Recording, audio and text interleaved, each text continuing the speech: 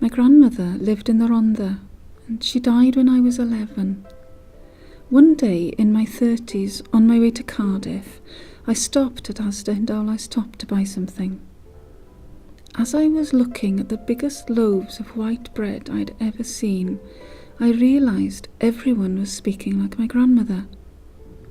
I was transported back to her living room, the old fire, the curtains behind the door, the old biscuit tins of Christmas decorations she used to make up for pin money for the local factory, the Lady Lewis coal mine we could see through the window, coming over the Heads of the Valleys road, seeing all the street lights, the bath in the kitchen, the parlour that was always freezing, and going to the vast chapel and the little white purse with some pennies for the collection.